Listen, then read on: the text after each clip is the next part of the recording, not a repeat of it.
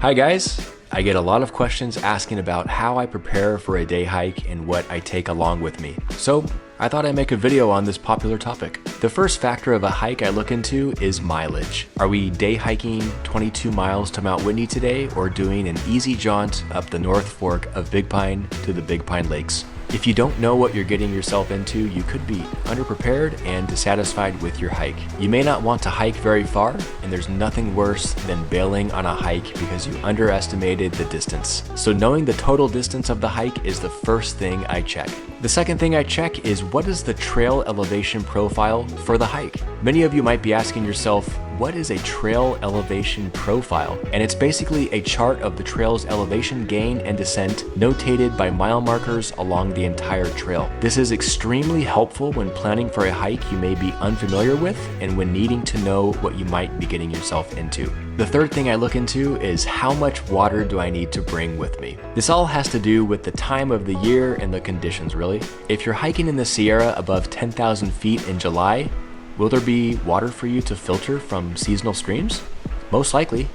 But what about if you're hiking in October in the Sierras when above 12,000 feet? What is the likelihood of finding a running stream at this elevation? Probably not too high. So considering these seasonal factors before setting out will help you to better prepare for a successful and more enjoyable hiking experience. I personally recommend always bringing a water filter that screws onto the top of a water bottle, because you never really know when you're going to need it, and it weighs only a few ounces. The fourth thing I do is I ask myself, am I hydrated? I'm able to wake up at sea level to hiking at 10,000 feet and even up to 12,000 feet within 4 hours without any issues by simply properly hydrating prior to setting out on the trail.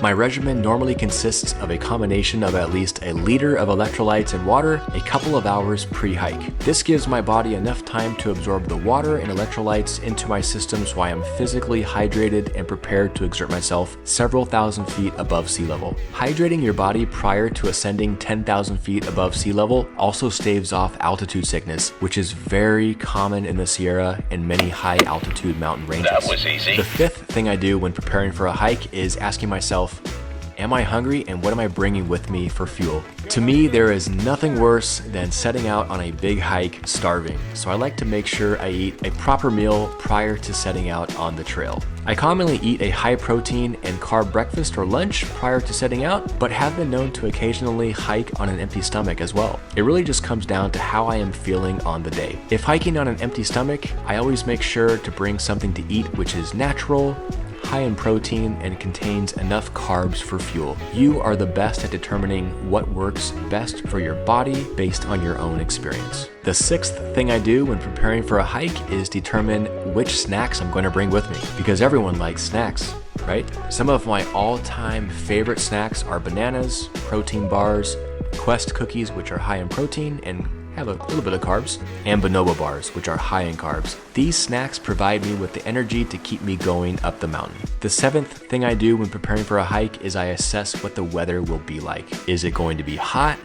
Is it going to be very warm out, and do I need sun protection? Is it very cold?